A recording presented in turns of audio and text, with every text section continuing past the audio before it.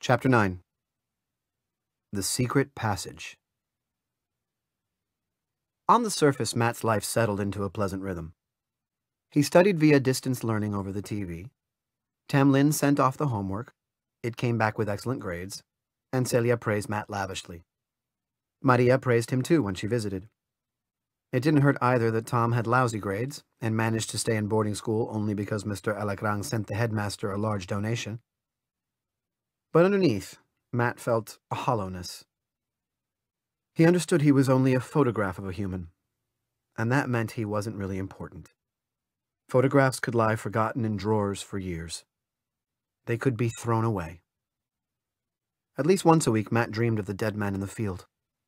The man's eyes were open and staring up at the sun. He was terribly, horribly thirsty. Matt could see how dusty his mouth was. But there was no water anywhere, only the dry, rattling poppies. It got so bad that Matt demanded a pitcher of water by his bed. If only he could take that pitcher into his dreams. If only he could dream it there and pour water into the man's dusty lips. But he couldn't. And when he woke up, he drank glass after glass to get rid of the dry, dead feel of the poppy fields. And then, of course, he had to go to the bathroom. On such occasions, Matt would tiptoe past Celia's bedroom. He could hear her snores and across the hall Tam Lin's thunderous reply. This should have made him feel safe. But Matt never knew just before he opened the bathroom door whether the dead man might be lying on the other side, staring up at the big light in the middle of the ceiling. Maria started bringing Furball on her visits. He was a shrill, rat-sized dog that forgot his house training when he got excited. Tam Lin often threatened to suck him and the mess he deposited up the vacuum cleaner. "He'd fit," he growled over Maria's horrified protests. "Trust me, he'd fit." What Matt hated about the creature was everyone's assumption that he and Furball were the same. It didn't matter that Matt had excellent grades and good manners. They were both animals, and thus unimportant.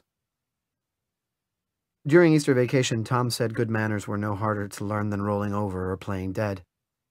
Matt threw himself at him, and Maria ran shrieking for Tam Lin. Tom was sent to his room without dinner. Matt wasn't punished at all. Which was okay with Matt, except that Furball wasn't punished for his crimes either. He couldn't understand the difference between right and wrong. He was a dumb beast, and so, apparently, was Matt. When Maria wasn't visiting, Matt amused himself by exploring the house. He pretended he was El Látigo Negro, scouting out an enemy fortress. He had a black cape and a long, thin leather belt for a whip. He skulked behind curtains and furniture, and he hid if he saw one of the Alacrans in the distance. Felicia, Benito's, Stephen's, and Tom's mother, played the piano in the afternoons. Her crashing chords echoed from the music room. She attacked the piano with a fervor completely different from her usual sluggish self, and Matt liked to hide behind the potted plants to listen. Her fingers flew from one end of the keyboard to the other. Her eyes were closed, and her mouth was pulled back in a grimace that wasn't pain, but something close to it. The music was wonderful, though. After a while, Felicia would run out of energy. Trembling and pale, she would hunch over the keys, and this was the signal for a servant to bring her a brown liquid in a beautiful cut glass bottle. The servant would mix a drink — Matt loved the clink of ice — and place it in Felicia's hand. She would drink until the trembling stopped. Then she would wilt over the piano like one of Celia's spinaches when Tam Lin forgot to water the garden. Maids had to carry her away to her apartment. One day, Felicia didn't come at her usual time, and Matt hovered behind the potted plants as he worked up his courage to approach the piano.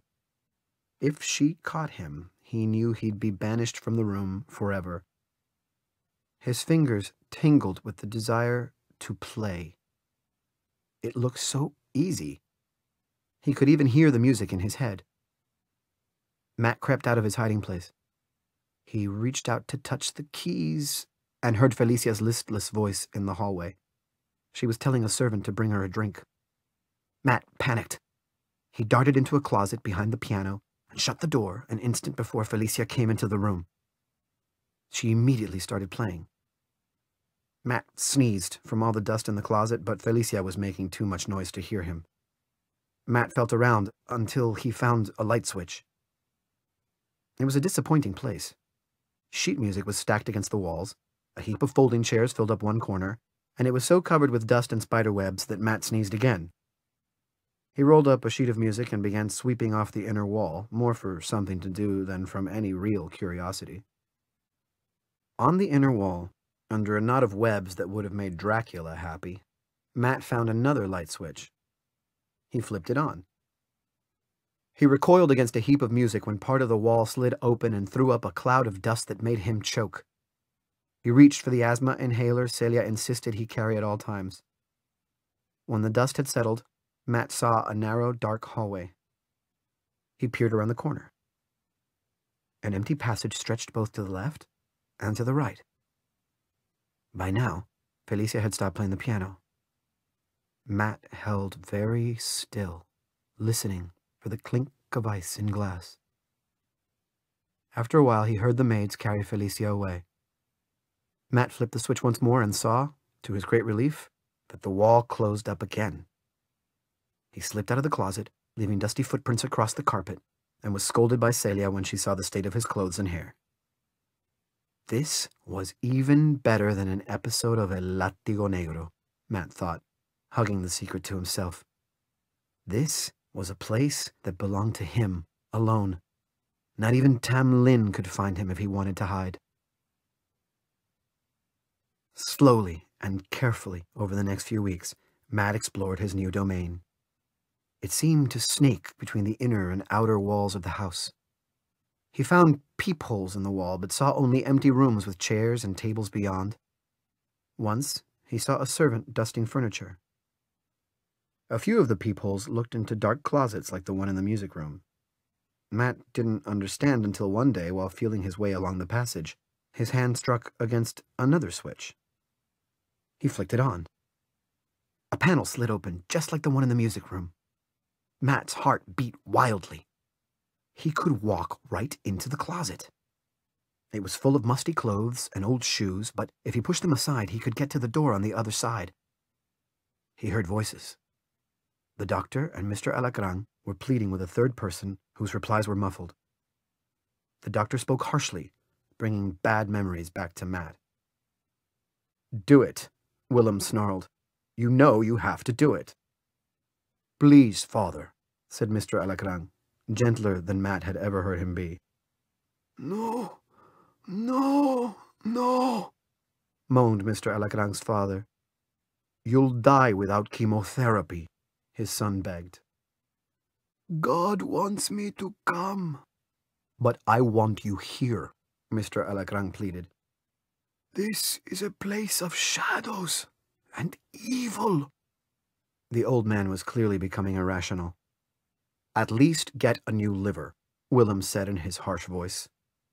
"Leave me alone," wailed the old man. Matt retreated to the passageway and closed the opening.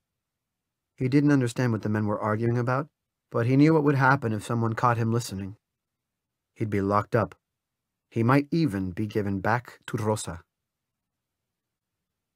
Matt made his way to the music room, and for a long time he didn't venture into the secret passage. He did, however, keep listening to Felicia's music. It was something that had gotten inside him, and no matter how dangerous it was, he couldn't go long without hearing it. One afternoon, Matt was alarmed to see the doctor arrive with Felicia's drink instead of a servant. "Oh, Willem," she moaned as he mixed in the ice. "He doesn't talk to me anymore. He looks right through me as though I weren't there." "It's all right," soothed the doctor. "I'm here. I'll take care of you." He opened his black bag and took out a syringe. Matt held his breath. The doctor had given him a shot when he was sick, and he'd hated it. Matt watched, fascinated, as Felicia's arm was swabbed and the needle jammed in. Why didn't she cry out? Couldn't she feel it? Willem sat next to her and draped his arm around her shoulders. He murmured things Matt couldn't hear. It must have pleased Felicia, because she smiled and rested her head against the doctor's chest. After a while, he guided her from the music room. At once, Matt was out of his hiding place. He sniffed the glass and sampled the contents. Ugh! It tasted like rotten fruit. He spat it out at once. He listened carefully for footsteps outside in the hall and sat down at the piano. He carefully pressed a key. The note rang softly in the music room. Matt was entranced. He tried other keys. They were all beautiful. He was so enchanted he almost didn't hear the servant coming down the hall, but fortunately, he woke up soon enough to scuttle behind the potted plants. After that day, Matt studied the comings and goings of the servants to work out when it was safe to visit the music room. Felicia never used it in the morning. In fact, she didn't get up until the afternoon and was active for only an hour or so then. Matt discovered he could recreate the songs Celia sang to him, using one finger. Felicia used all 10, but he hadn't figured out how to do that yet. Even so, the ability to create music filled him with a joy too large to contain. He forgot where he was. He forgot he was a clone. The music made up for everything. The silent contempt of the servants, Stephen's and Emilia's snubs, Tom's hatred. "So, this is where you get to," said Tamlin. Matt swung around, almost tumbling off the bench. "Don't stop. You've got a real talent there." "Funny. I never thought of El Patron as being musical." Matt's heart was beating wildly. Was he going to be barred from the room? "If you're musical, he must be," said the bodyguard. "But I guess he never had time to study. Where he lived, they chopped up pianos for firewood." "Can you play?" asked Matt. "You must be joking. Look at these." Matt saw stubby fingers sprouting from large, awkward hands. Some of the fingers were crooked, as though they'd been broken and healed again. "You could use one finger," he suggested. Tamlin laughed. "Music has to be in the head first, laddie. The good Lord passed me by when he was handing out talent. You've got it, though, and it'd be a shame not to use it. I'll talk to El Patron about finding you a teacher." This proved difficult. No human wanted to teach a clone, and no Egypt was smart enough. Finally, Tamlin found a man who had gone deaf and was desperate for work. It seemed odd to Matt that someone who couldn't hear could teach music, but so it was. Mr. Ortega felt it through his hands. He placed them on the piano as Matt practiced and caught every mistake. It wasn't long before Matt added musical ability to his growing list of accomplishments. He could read 10 years beyond his level, do math that left Tamlin bewildered and irritated, and speak both English and Spanish fluently. In addition, his art grew better by the day. He threw himself into studying everything that came before him. Matt could name the planets, the brightest stars, and all the constellations. He memorized the names of countries, their capitals, and chief exports. He was in a rage to learn. He would excel, and then everyone would love him and forget he was a clone.